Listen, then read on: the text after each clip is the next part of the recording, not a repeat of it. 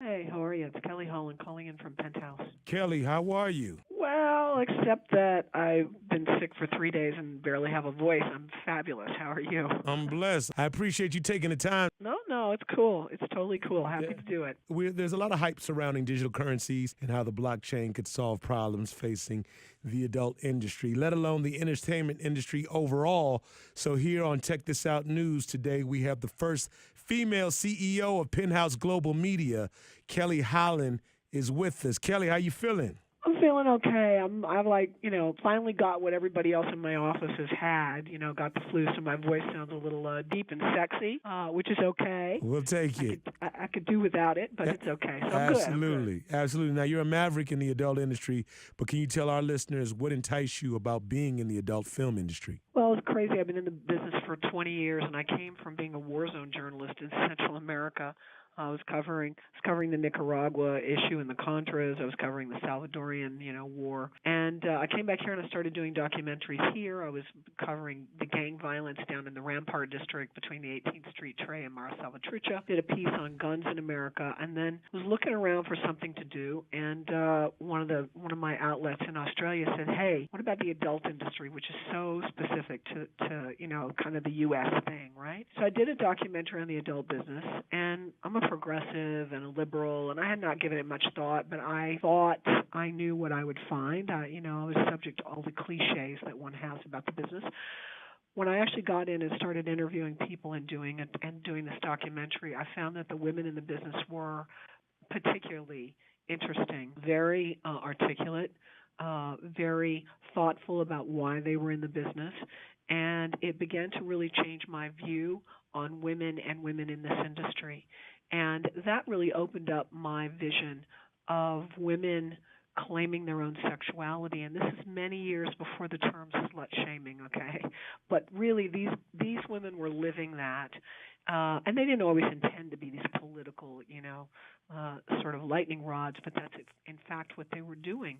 And I think that at the end of the day, it became really political for me, and it has remained political for me for the last 20 years. I look at, on a broad spectrum, I look at the women in this industry who refuse to be judged. They leave that to you. You want to judge them for taking their clothes off and having sex on camera. That's your business, but they're not going to accept your judgment. And I love that. Wow. And by doing that, they say something else. They say to the world, look, if you choose as a woman to be celibate, mazel tov, that's great. If you choose to be in a monogamous relationship, that's fabulous too. If you choose to be in a same-sex relationship, that's your business, no one else's. And if you choose to be me, the girl in the industry who's having sex on camera for a living, that's my business as well, and it's no one else's business. And they're just fearless in their approach, and I love that. And that does not mean that there are not broken toys in this business, as there are in all businesses. I say, there are women in this industry who I say are susceptible to the same kind of Paris Hilton syndrome as Paris Hilton, which is too young, too much money, too much notoriety, goes to your head, makes you crazy. But at the end of the day, they have to show up, they have to be on time, they have to have their wits about them. So they can't just spin off, or they end up spinning off in this Darwinian world where they just move themselves out of the industry because they're unreliable. So the women are really extraordinary, and you don't know that when you see these sort of superficial interviews or superficial judgments about who they are. I was going to say, we're seeing more women watching porn now than males. I'd love to hear your thoughts on that. Well, it's interesting. I came to Penthouse to create their broadcast division. I was asked to basically create the look and the feel of the brand in a broadcast space. But I came from a company called Playgirl, which was also launching broadcasts, and I was asked all the way back into like 2004, I think, to create the look and the feel for Playgirl and what do women want to watch, what kind of erotica moves them. I could talk about that. It's a whole other story, or a whole other subject, but. And it's an interesting one, too, because it's not what you would believe. But there's a part two to this. I can see, Kelly. Yeah, there's a part two. But I will tell you that we have two magazines that we publish. We have Penthouse, the main magazine, and then we have another magazine which sells twice as much as Penthouse, and it's called Penthouse Letters. Dear Penthouse Letters. That has been part of our brand since the 80s, and that's originally was the letter to the editor section, and people started back in the 80s writing in about their sexual fantasies and their sexual adventures. And nobody asked them. We didn't go out and say, "Hey, start writing." It's just people wanted to talk about it. You got to think back into the Masters and Johnson period where nobody talked about sex, and then Masters and Johnson went and did this huge, broad-based research study about what's happening in the bedrooms of America in the 50s and 60s, and also into the 70s. And it wasn't what everybody thought. It wasn't, Leave It to Beaver. Right. It was well beyond that. And the same thing in Penthouse Letters. People were finding this anonymous place where they could talk about their fantasies. Those fantasies have been that's as much a part of human nature as your most basic instincts for food and shelter, right? Yeah. Those fantasies, whatever they may be, have been with humans since they dropped out of the trees 125,000 years ago. So it's not like all of a sudden it came to us, recently in the last 10 years. So people were writing about their fantasies, and that became it became so popular that Bob Guccione, the founder of Penthouse, God rest his soul, spun it out to a different magazine, and now it sells twice as much as the main magazine, and 50% of our readers, roughly, as best as we can tell, are women. And that's because we've always known this. Men are visually cued. It's like all about what they see. For women, it's all about what they think. So it's not all, but I mean, they're basically moved by the thought of it, which is why erotic fiction and the 50 Shades of Grey phenomenon and Penthouse Letters moves women and touches them in a deeper way. So what does that mean when you translate it into video? There's some exceptions to this, but generally it means that women want a context to the it's got to be a fantasy that has a context. It can't be in a vacuum. You are the first female CEO of Penthouse. How did you cut through all of that in an era where we're just finding out about Me Too and all these other things that seemingly could be so oppressive? How were you able to rise to the top of the company and do your thing? Well, I ask myself that all the time because I really grapple with all of the issues surrounding the Me Too movement and all of the struggles that women feel and have experienced. For whatever reason, maybe because I'm 5'10", and that means I'm taller than most men, whatever. I don't know. Maybe all of that stuff came to me. I vaguely remember it did, but I just never accepted it in a way. If someone, put it this way, if someone grabbed me, I would simply turn around and say, "Get your grubby paws off of me, or you're going to find a knee right between your legs." Or, it's just... That sounds scary, Kelly. I'm convinced. Yeah, I'm Are convinced. you shaking? No, it's just because. But look, that doesn't say anything about other people's experiences because me being a hyper aggressive, non-feminine. I don't know. I don't want to use the word feminine, but not. You're an alpha. You're an alpha. Yeah, I'm an alpha. I'm a total alpha. You're alpha. And, I was just doing this interview because we're working on a show for VH1. I'm hoping it's going to go to VH1 about Penthouse and all of the women that work here because there's a lot of women that work here. Now, I didn't set out to hire a lot of women as a statement, even though I'm a progressive and I am out front on progressive issues. I didn't go out to try to create a company that had a bunch of women. I just hired the best people I found, and it turned out one day I looked up and went, wow, I've got like a whole lot of women working here. And there's a lot of women in key positions. So it's interesting because we're working on a pilot for a show that's kind of about like, what does it mean to now have this very iconic men's brand which has a soapbox in the middle of the town square that can talk about sexuality and the relationship between men and women, and in the context of the magazine, what does it mean to shoot a centerfold, and how do you convey the image of what makes a woman erotic, and what are we saying as women to do that, and on and on and on and on. There's a lot of interesting questions, and where does that sit when it's coming from my perspective? And I said in the interview, I don't know that gender is the strongest thing that drives me. I'm sure it affects me, but there's also the aesthetic of Kelly Holland that drives me. There's the fact that I'm Irish, that I'm redhead, that I'm this, that I'm that I was a hippie. There's a lot of things that motivate me. With technology being on the rise, it's made an impact on all aspects of our daily lives as well as industries. We've seen this with the rise of Amazon, the fall of Toys R Us. From your perspective, how have brands like Pornhub, YouPorn disrupted the adult industry? Yeah, well, people used to ask me about how that affected Penthouse, and I would always say, free porn has cannibalized free porn because there's so much of it out there, and its business model is based on selling all the traffic that rolls around that space. But that traffic has been difficult in converting. When you are somebody that logs on to free porn, chances are you're not going to spend money on a lot of other things. So the traffic has actually lost its value. It did not affect, and I don't want to speak for my peers, but it did not affect us that much because if you're coming to Penthouse, you're not the guy that would go to free porn anyway. So it's two different. To some extent, it's two different markets. I mean, it's had, I think, an incremental effect on us, but not a deep effect because we're doing something very different. It's very different content.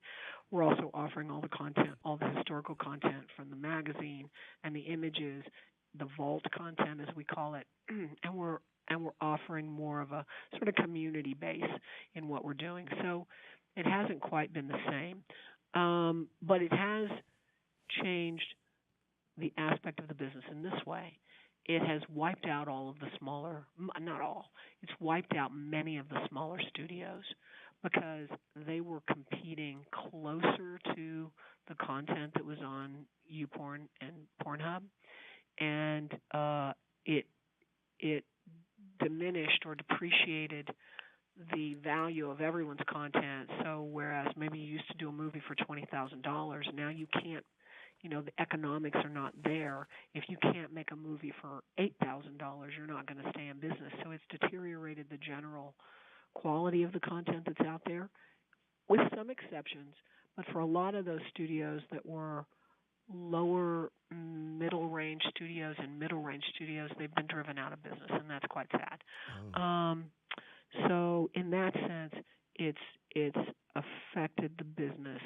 The positive on it is because it has such a broad user base. I mean, there's so many millions and millions and millions and millions of people churning through that. We've actually gotten some really interesting analytical data about who watches what in what state. Mm-hmm. It's everything you can imagine. I mean, Utah, big user because it's a conservative state. Big user, big fan base of interracial content is where? Where do you think it is? What state? It's just generally, what part of the country do you think watches a ton of interracial content? It's the South. I can just tell you it's the South. It's wherever things are taboo. That's where you're going to see it, right? Okay. So we've had some very, one of the highest, one of the most popular genres in California for whatever reason is Asian. So it's given us some interesting user analytics, and that's been really helpful. Wow. What's interesting about some blockchain cryptocurrency we're involved in right now, which is Vice Token, is Vice Token has actually chosen to take on that concept of the free porn environment through the use of a utility token, the Vice Token. And what they say, or what we say, I'm sponsoring it, so Penthouse is endorsing it. What we say is, look, you are sitting on a computer and you're trolling and watching free porn. Well, while you're doing that, why don't you do it inside our ecosystem, and you'll generate Vice tokens. You'll be mining Vice tokens as you're watching adult content. Can I do this, Kelly? Can I get Yeah, you can do this. You can absolutely do this. Wow. All right. This is, and then here's what you can do. Then you take those Vice tokens.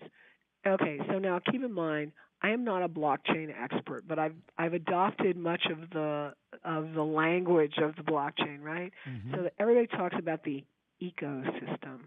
So you have these ecosystems where Vice token now is running around, and in that ecosystem, you have I don't know what they're up to right now, but I think they have about 10 or 12 big studios. Playboy has come on board. They're going to accept Vice token. Some of the cam companies are going to accept Vice token. So when you are in the Vice token ecosystem, you watch content for free, as you would out in the old school model of Pornhub. But you're going to mine Vice token, and then that token can be used with other content providers. So let's say you come in and you're watching, I don't know, somebody else's content and you're mining Vice token, but now you're going to come use it in my world, and it's going to buy a magazine subscription, it's going to buy premium Penthouse content, it's going to be to chat with Penthouse pets, it's going to be whatever other e-commerce things Penthouse has, or vice versa. You may come in and be watching some free Penthouse content and mining Vice tokens, and then you're going to go use it with one of the other studios that's inside that ecosystem. So, it took me a while to wrap my brain around, and it's still not wrapped around it, believe me, but it took a while for me to really grasp what the blockchain meant, and I probably only know about 10% of it, but I like to look at it this way. This is the simple thing for my simple mind to wrap my brain around. It's like sorry. No problem. It's like a loyalty reward program. Yeah. That's an easy way for me to wrap my brain around it. Or how about this? You're like the pornographic version of Nielsen. Yep, very much so. Yeah. I mean, we're already starting to get an idea of what people want to watch. For example, in the early days, because we're in the very early day of the initial sale for Vice token, which went really extremely well, we were asking people who bought or who signed up to reserve Vice token, what is it you want to see inside that ecosystem? And one of the top things that they wanted to see, and this mirrors some of my broadcasters, by the way, is they want to see amateur. So that says to me, because I'm a high-end glamour brand, it says to me that I have to focus and sort of prioritize our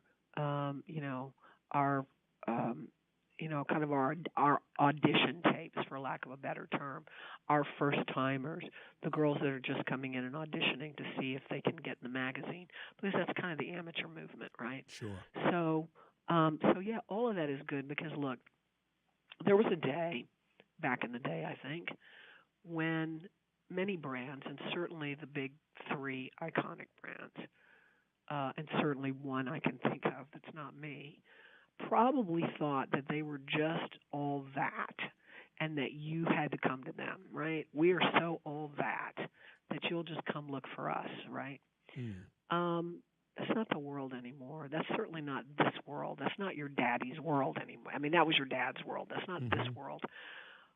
We have, we have to go to you, whoever the you is that we want to participate with.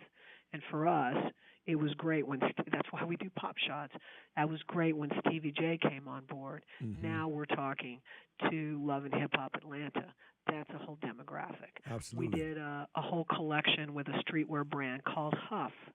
And all of a sudden, Kim Kardashian is wearing a Penthouse Huff T-shirt in a tweet. Great. That's another demographic. Crypto, blockchain, cypherpunk kids. That's a whole other demographic.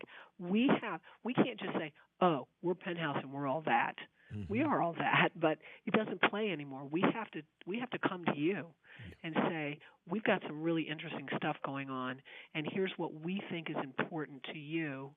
And if we don't have what's important to you, then tell us what is important, and we'll work to figure out how to make that happen within the world that we live in, which is a world of glamour and sexuality and life on top, kind of, high-end living, and the women that surround that world. So we have to be responsive to the marketplace. And by the way, you brought up Toys R Us. Yeah, well, okay, so here's what we know about retail. It can't, nothing competes with Amazon, right? You have to give people a reason to get in their car and drive somewhere and come into a store. If that's a bookstore, it's because you've got amazing people behind the counter who are going to talk to you and figure out just the book that you would love. If it's a toy store, you're going to go there because you're son's best friend is having his birthday party there. And then you're going to get in there and, oh, yeah, while you're there and you've got a bunch of screaming 9-year-olds, they all want to buy things, and boom, you're buying things. Toys R Us never did that. That was actually, I heard an analysis of their failure. Mm. And one of their big failures was they didn't do live events. They didn't give you a reason to do they weren't doing face painting workshops or how to build a model airplane. So they almost were like Blockbuster. They kind of died out on their own. Mm-hmm. Yeah.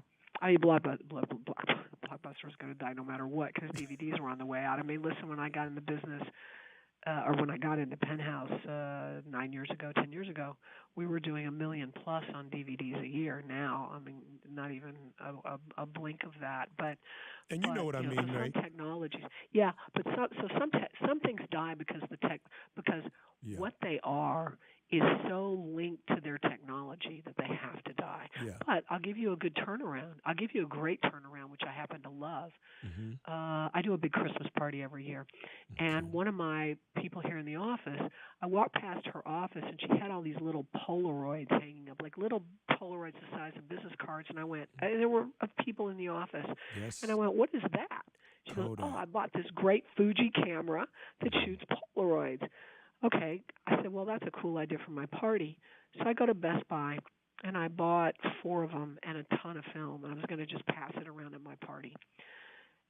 The day after my party, I had so many people like loving this little camera, a Polaroid. How long has it been since Polaroids were out there? Absolutely. I had so many people loving this, and I'm like, I'm going to buy my nephew one of those for Christmas.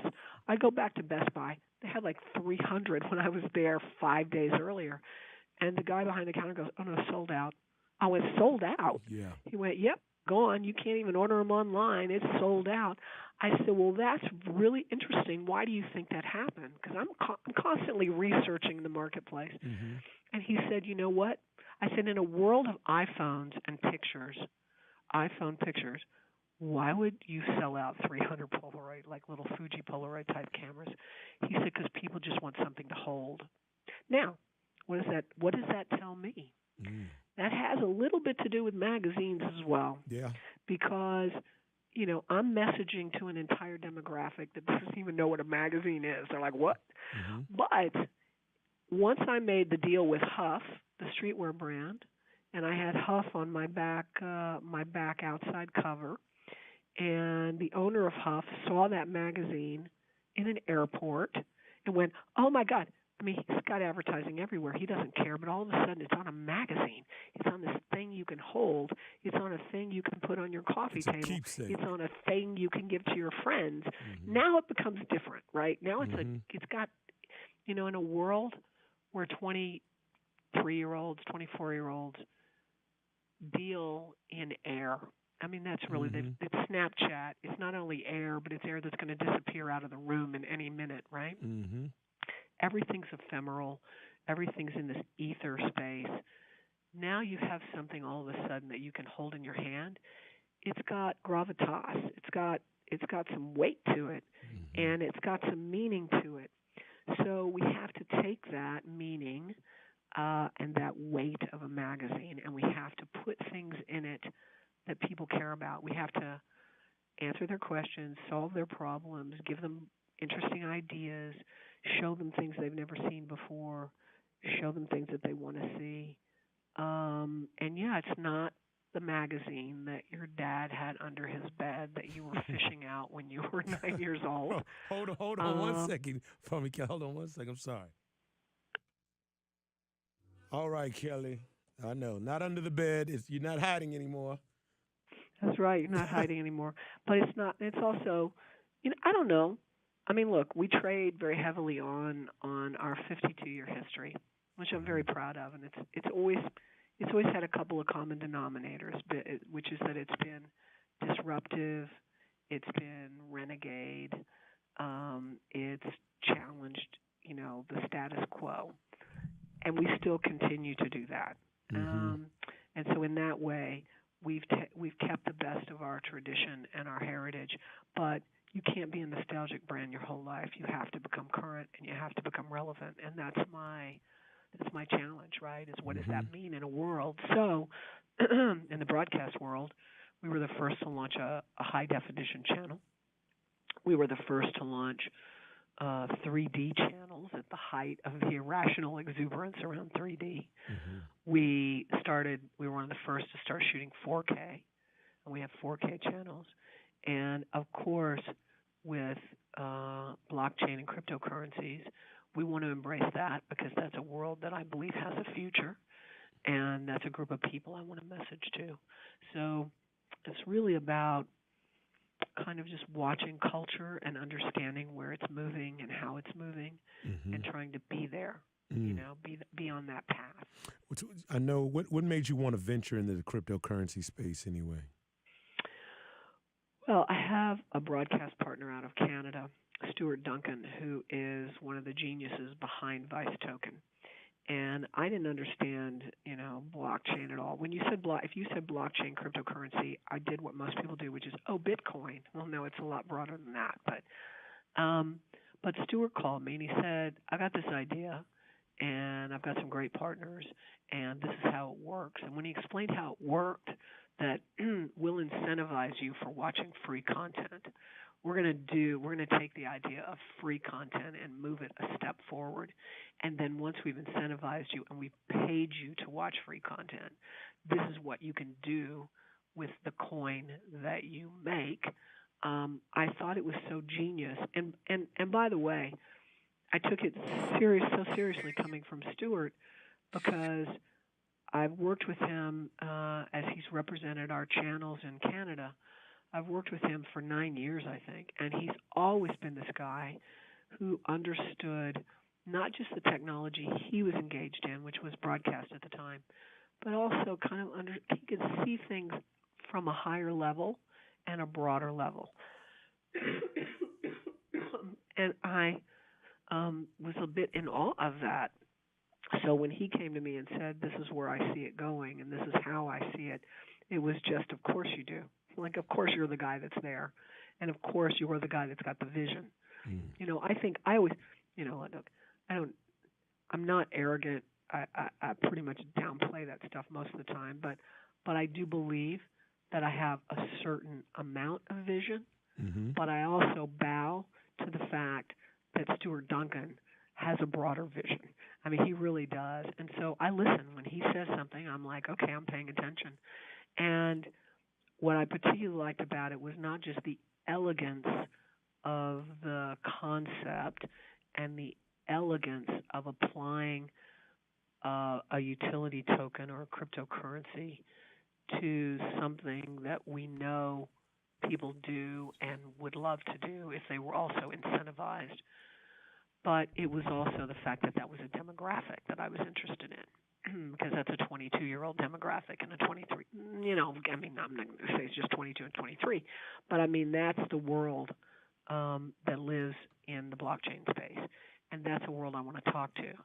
So if I can message to them, that's just one more tribe, one more universe, or a little galaxy that I want to go into and say, hey, we're Penthouse. What can we do? What can we do together? Are there other new technologies such as augmented or virtual reality that Penthouse is adopting? Yeah, we shot a little bit of stuff in VR. And unlike 3D, we had worked for 2 years prior to 3D channels being launched. And I'm talking about prior to B-Sky B or ESPN or anybody launching 3D. We had started working in a partnership with Panasonic, a quiet partnership, because when you work with us, sometimes as a large company, you tend to want to be quiet about it, so you don't get a bunch of pushback from your shareholders. But we've been working in it for 2 years, and then we launched it right at a moment where it was just this height of I call it irrational exuberance,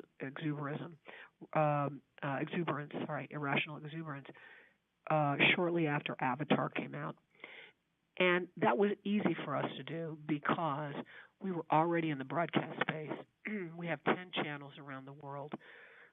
We're the largest broadcaster in the adult space. We're everywhere from Latin America to Canada to Israel to Africa to Germany to Spain. Pick the place, we're there.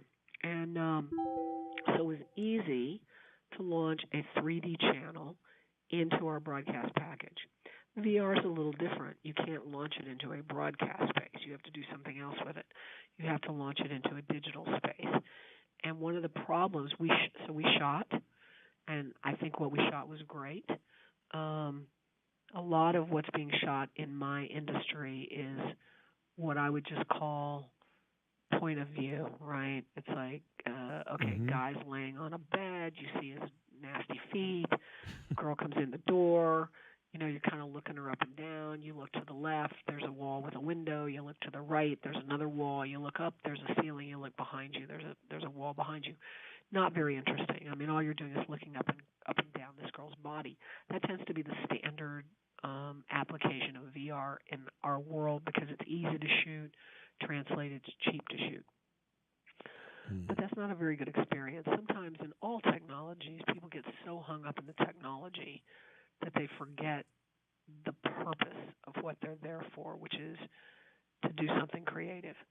So when we shot VR, we brought 18 girls to a pool, and we shot a pool party. And it was a full day, and it was 18 shrieking girls, and it was really, got on my last nerve. But it was great because they were all doing different things. So no matter where you turned, there were things happening, and then you got to choose where you wanted to sit and where you wanted to stay. Like, did you like that girl in the polka dot bikini, or did you like this girl in the red bikini?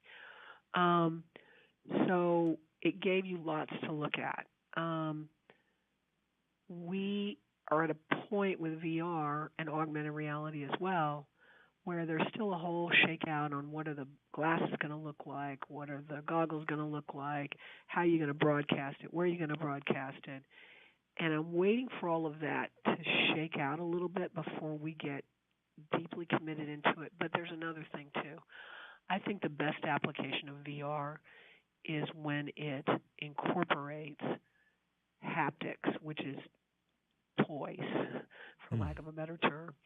If I can make it a deeper environment, so it's not just looking at something, because frankly, VR can also make you dizzy. If you get really, like, if you do have things going on everywhere, if it's like Cirque du Soleil, where you're looking at things above you and you're looking at things to the right, to the left, behind you, in front of you, you literally get dizzy. Sensory overload. And you'll just get sick after a while. What I want to do is incorporate with our toy manufacturer certain toys that work in coordination with what you're viewing, and then its highest and best form, I'm trying to just be cool about what I say on the air, our highest and best use of this product, if you could imagine it, is you're stationed in, pick it, Iraq, and your girl is in San Diego, and the two of you Skype together, and you in Iraq have a toy that is on you, and she has a toy that is in her, and you're controlling hers, and she's controlling yours, and you can basically it's to have virtual sex. Okay. And that's the most perfect use I can think of. We're not quite, I mean, it's weird. All the technology is there to do that. We just haven't married it all together. And that's, to me, where it needs to go. With female empowerment on the rise, you've obviously done it and are a model for men and women. But what advice would you give to both female entrepreneurs as well as male entrepreneurs coming up in this day and age? I will only tell you what I believe has worked for me. And it was not that I was ever the smartest or had the deepest vision or the broadest vision. It was that I just got up every time I got punched. I just got back up. It's resilience. It's really resilience. And I never accepted no. I just, actually, when you tell me no, you've pretty much given me the best incentive to do it in the world. So every time someone said, "What? You can't? What? That's crazy. Why would you do that? Or you can't do that? Or blah blah blah." I would just say, "Well, yep, sorry, I can." And every time I got knocked down, I got back up and up and up, and I never succumbed to what we have an expression, deal fatigue, right? Mm. I've been in situations many times when everyone around me just collapsed in deal fatigue, and I just got up the next morning, tied my sneakers, you know, and I just said, just don't worry about what happened yesterday. Don't worry about how long the road is in front of you. Just figure out what you have to do right now. Just what do you have to do right now just to get to the next step? And you just keep focusing and focusing and focusing on that, and all of a sudden you look up, and the road's not in front of you. It's behind you. Okay, Kelly. Thank you. Thank you. Thank you. Yes, sir. Wow. Yeah, the road is behind you, certainly. What's something that a lot of people don't know about you or Penthouse? Hmm. Huh. I don't know. I feel like everybody knows everything about me because I talk too much. Um, well, let's see. I'll tell you an interesting, just sort of side note thing about Penthouse. So Penthouse was founded in 1965 in London by Bob Guccione, this genius, artist, slightly mad bohemian. He was traveling through North Africa with William Burroughs. He was a beatnik type, and he was watching this magazine back in the United States called Playboy. And he really he really admired it. He really admired Hefner. Playboy had been in business when Penthouse started. Playboy had already been in business for 13 years. And at the time, Playboy had a show on the air. It would later be called Playboy After Dark. I'm sure you're too young to remember this, but it was a total hipster show. It was broadcast from the top floor of the Playboy building in Chicago, and it was this huge penthouse, and it was Hugh Hefner's house, and they would film out of there on Saturday nights, and it was you should look it up on YouTube. It's uber hip. And Hefner would be having a smoking jacket on. He'd be walking around with with Penthouse, with Playboy bunnies on either arm. And it would be like, oh, hey, here's my friend Sammy Davis Jr. at the piano. Hey, Sammy, what's going on? Oh, hey, you, I got my friend Sarah Vaughan here. She's going to sing a tune. Great. Oh, and there's our friend Lenny Bruce, the comic. Lenny, come say hello. Oh, hi, Tina Turner. What are you doing? Oh, I'm here with the Turnerettes. We're going to be singing. In the rumpus room, by the way, that was where the stage was. That's what they called it, formerly, today we would know that as a den, but back in the 50s it was called the rumpus room. It was just so hip. And so Guccione's watching this, and he thinks, you know what, I'm going to do a magazine. And because Hefner is broadcasting out of this penthouse, the show was called Playboy's Penthouse, I'm going to name my magazine Penthouse. So he borrows $5,000.